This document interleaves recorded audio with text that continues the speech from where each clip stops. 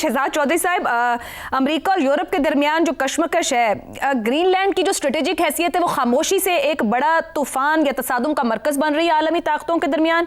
America इस मामले को अभी सिर्फ यूरोप पर प्रेशर के जरिए ही हल करना चाह रहा है, या आप समझते हैं ये मामला हाथ से निकल जाएगा? नहीं, हाथ से तो नहीं निकलेगा। मेरा ख्याल है कि यूरोप और अमेरिका मिलकर इसका कोई ना कोई हल निकाल लेंगे, क्योंकि देखिए इसमें यूरोप की भी सिक्योरिटी के मामला आते हैं और ये लड़ाई ग्रीनलैंड के ऊपर नहीं होगी।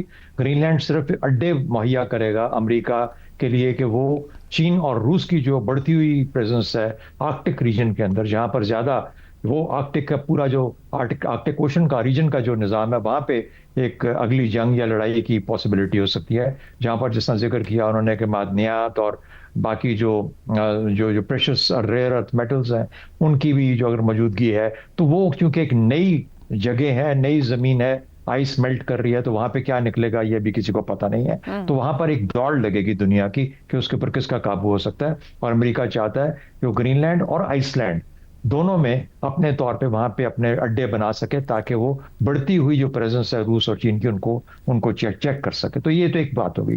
दूसरी बात, आपने बार बार जिक्र किया रूल बेस्ड ऑर्डर का, और हम सब इसकी बात करते हैं, और हमने कहा कि आज ताकत ही वो है जो कि आपके वो सवाल में है कि ताकत ही ताकतवरी फैसला करेगा या ताकत का ही फैसला माना जाएगा?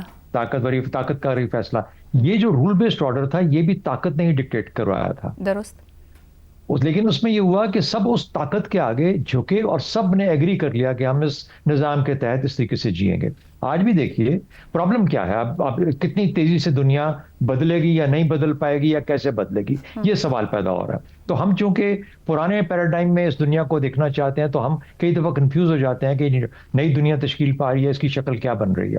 देखिए आज भी अमेरिका जब कहता है कि उसका वो माशी इंजन है दुनिया का, तो उसमें कोई ज्यादा ये गैर हकीकी बात नहीं है। वजह यह है कैपिटल उसके पास है, यानी जो सरमाया का गढ़ है, दुनिया के सारे बैंक वहां मौजूद हैं, आप हिल नहीं सकते एक दूसरे से जब तक कि दुनिया कोई ऑल्टरनेट निजाम बना नहीं लेती, जो कि अभी तक नहीं बना पाए। सरप्राइजिंगली चीन को चाहिए था, रूस को चाहिए था। शहजाद साहब कतई कलामी की माजरत, आप जब ऑल्टरनेट निजाम की बात कर रहे हैं तो क्या लगता है कि ये रुझान यानी आज की ये सूरत हाल हमें उस रुझान यानी ऑल्टरनेट निजाम की तरफ लेके जाएगी, या मौजूदा ताकतें जब हम मल्टी पावर्स की बात करते हैं मौजूद हैं, तो क्या अब वो चाहेंगी कि एक ऑल्टरनेट हो, ना कि कोई हमें डिक्टेट कर रहा हो?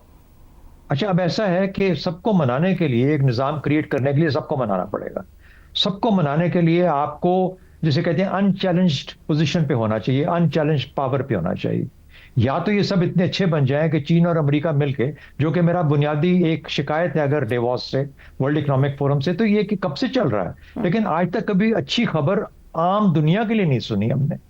ये कैपिटलिस्ट जो कॉर्पोरेट वर्ल्ड है उसका तो आपस में मिल बैठना हो जाता है, लेकिन जो आम दुनिया का जो स्ट्रक्चर है उसके अंदर, जैसे कि वर्ल्ड WTO, उसी को मुझे प्रेजेंस नजर नहीं आती।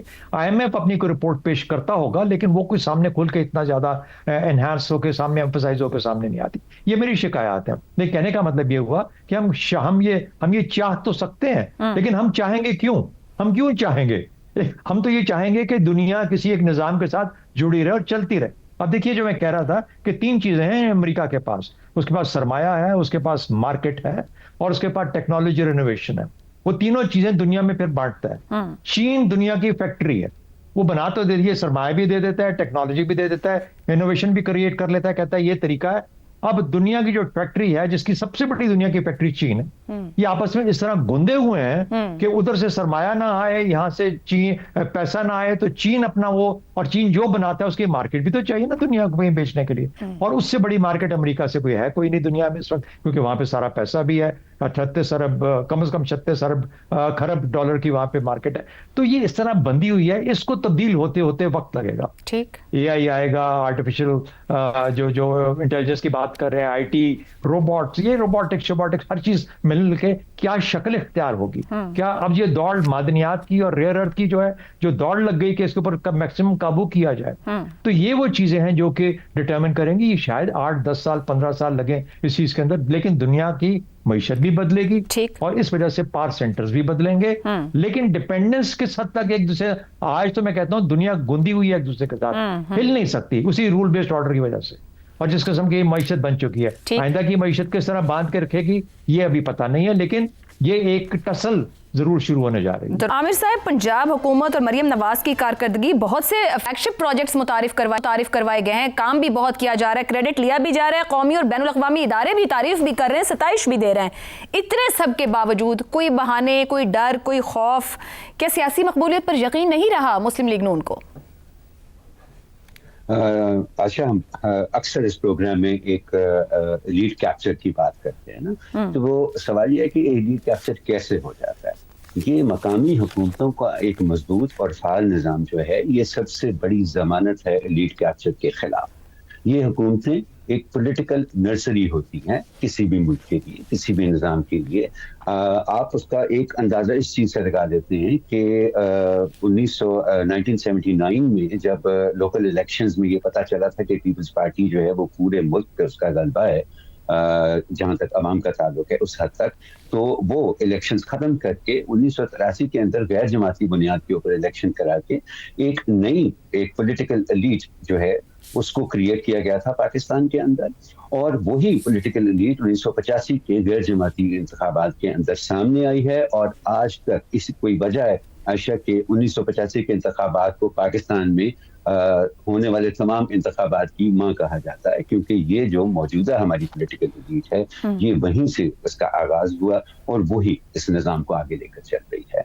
अब अगर आप इस मुल्क के अंदर इजाजत दे देंगे कि नई पॉलिटिकल नर्सरीज क्रिएट हो, वक्तन फवक्तन मकामी इंतखाबात होते रहें, जिनमें हिस्सा लेना इतना महंगा और इतना मुश्किल काम नहीं है जितना सूबाई या कौमी इंतखाबात में हिस्सा लेना है, उसके अंदर नौजवानों की बहुत बड़ी तादाद जो है वो सामने आ सकती है। तो ये एक direct and clear and present danger कहते हैं ना, ये हमारी मौजूदा अशराफिया के लिए एक क्लियर एंड प्रेजेंट डेंजर है। देखिए, कानून जो है ना, वो उसके पीछे छुपना या रूल्स के पीछे छुपना या ये कहना कि जी अभी ये काम रहता है या अभी वो काम रहता है, ये सारी की सारी बहाने बल्लेबाजी होती है। बुनियादी तौर पर मसला ये है कि हमारी मौजूदा सियासी एलीट जो है वो नहीं चाहती कि उसका एक नेबल बदल पैदा हो इस मुल्क के अंदर, और वो नेबल बदल पैदा करने का एक बहुत ही मौसर तरीका ये मकामी हुकूमतें होती हैं, ये मकामी हुकूमतों के इंतखाबात होते हैं। तो अगर ये खौफ उनको किसी दूसरी जमात का नहीं है, और ये सब वही करेंगे। आप देखिए कि जब भी कोई डिक्टेटर आता है पाकिस्तान के अंदर, उस वक्त तो आपके लोकल इलेक्शंस हो जाते हैं, क्योंकि उसको भी अपने नए हमातियों को, एक नए ब्रांड ऑफ पॉलिटिशियंस की ख्वाहिश होती है जो कि उसको सपोर्ट करे। लेकिन जब मुंतखब हुकूमतें आती हैं तो हमेशा ये मकामी हुकूमतों और मकामी इंतखाबात का मामला जो है वो अल्तवा में पड़ जाता है। उसकी वजह यही है कि वो उनको एक दूसरे से खतरा नहीं होता, एक दूसरे में तो वो बारियों वाला सिस्टम बहुत अच्छी तरह से समझते हैं। उनको एक नई पौध के सामने आने से खतरा होता है, जो कि इस अशराफिया का, ये पॉलिटिकल एलीट का जो कैप्चर जिसको हम कहते हैं, उसका खात्मा हो सके, और यही बुनियादी खौफ है। दुरुस्त हो गया। शहजाद चौधरी साहब, पंजाब हुकूमत अपनी ख्वाहिश पर मबनी कानून भी ले आई, फिर भी इंतखाबात करवाने को तैयार नहीं है। मजबूत वन पेज के साथ भी अवाम को उनका हक ना देना, बल्दियाती इंतखाबात ना करवाना, क्यों? पहले तो एक तस्हीह की इजाज़त दीजिए। वो आपने सवाल पूछा था जैगम साहब से, आपने कहा कि सांस भी ना लें। हाँ। तो बिल्कुल उन्होंने कहा कि नहीं, सांस ले सकते हैं। मेरे ख्याल में सांस नहीं लेना चाहिए, क्योंकि स्मॉग की जो हालत है लाहौर के अंदर आजकल शायद थोड़ी बेहतर होगी, लेकिन इस तरह के मौसम में सांस नहीं लेना चाहिए। और अगर लेना वैसे है तो आज नंबर 1 पर था लाहौर आलूदा शहरों में, कोशिश उन्होंने बहुत की है, लेकिन आज का नंबर बता रही हूँ। तो फिर मैं आपको, फिर तो आपके पास जवाब वाज़ेह है ना कि फिर तो सांस बिल्कुल नहीं लेना चाहिए। अगर लेना है तो कहीं छुप के लो, खामोशी से लो, ज्यादा जोर से मत लो, ताकि कहीं खुदा न खास्ता ये बाहर से स्मॉग आपके अंदर ना चली जाए। देखिए, दूसरी बात, मैं तो 20 फरवरी का इंतजार करूंगा। यानी हकीकी तौर पर अगर मेरे पास कोई इस वक्त लिटमस टेस्ट है किसी चीज का, तो 20 फरवरी है। और मैं चाहता हूं 20 फरवरी तक कुछ भी ना हो, और चीफ इलेक्शन कमिश्नर साहब, चीफ मिनिस्टर पंजाब साहिबा को अपने सामने हाजिर करें। मैं जब ये होगा तो मैं कहूंगा कि इस मुल्क के लिए कोई उम्मीद की किरण रह सकती है, कायम है, या ये कि ये खाम में बड़े हैं जो बढ़ के मारते हैं और ये बढ़ के मार रहे हैं। तीसरी बात सुन लीजिए, ये भी आपको ये पता है कि कल ही के दिन में या शायद आज ही के दिन में या नहीं कल के दिन में हुआ होगा कि ये फैसला हुआ है, बल्कि शायद कानून पास हो गया है, और ये अभी शायद हो जाएगा, ये जो हमारी ज्वाइंट सेशन जिसका जिक्र हो रहा है, कि इलेक्शन कमीशन के किसी फैसले को सुप्रीम कोर्ट के आगे चैलेंज नहीं किया जा सकता, क्या बात है, किसी फैसले। वाह।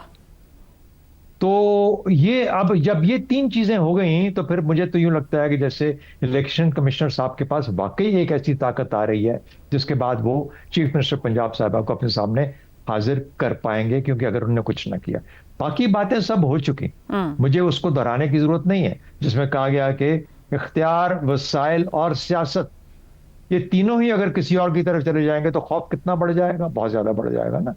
आपके पास जो काबू आपके पास है क्या, जो आप इस जगह पे बैठे हैं, शहजाद साहब, पता है कलामी, मगर दरअसल मजबूती तो अपने खौफ से लड़ना ही होता है ना। तो फिर मजबूती नहीं है। अगर खौफ आज भी तारी है तो फिर मजबूती नहीं है। देखिए 2019 में जब ये हुकूमतें खत्म हुई तो उस वक्त इमरान खान की हुकूमत थी यहाँ पे, पीटीआई की, पंजाब के अंदर, फिर भी इलेक्शंस नहीं हुए। अब वो तो बड़े प्रोग्रेसिव और बड़ी वो हर किस्म के अवामी बंदे और पॉपुलिस्ट और सब कुछ, तो क्या वजह 2 साल नहीं किया या 3 साल नहीं किया उन्होंने किसी किस्म का कोई इलेक्शन? इसलिए कि उस वक्त वो हार रहे थे, बुज़दार साहब की परफॉर्मेंस के तहत इतने ज्यादा प्रेशर में थे कि हम तो सब कुछ हारे जा रहे हैं, ज़िमनी इंतखाबात हारे जा रहे हैं, अब यहां पे जाएंगे तो ठप्पा लग जाएगा कि आप इस काबिल नहीं है कि आप किसी चीज को रन कर सकें। तो सियासतदान बहुत सियाने होते हैं, उनको तरीके आते हैं, उनको पता होते हैं। और ये सिर्फ पंजाब की बात नहीं है, सिंध में चले जाए वहां का हाल इससे भी बुरा होगा। खैबर पख्तूनख्वा यही रोता रह गया, बलूचिस्तान बेचारों का बेचारों का कभी किसी की ने जिक्र ही नहीं किया, उनका पता ही नहीं वहां पे क्या हालात। तो बाहर सूरत ये पाकिस्तान की अवामी लोगों की मसले, कहीं से कोई खुदा न खासा लीडर ना खड़ा हो जाए, और ऐसा लीडर जो हमारी जो हैसियत है, जो हमारा होल्ड है, उसको चैलेंज ना कर पाए। और जब ये चीजें सामने, खौफ और डर सामने आते हैं, तो फिर चाहे जो मर्जी साथ खड़ा हो, जो पलड़ा हो, जो पेज है, उस पेज के अंदर थरथराहट पैदा हो जाती है, और वो हर जगह, हर वक्त और हर मौके पे रहती है।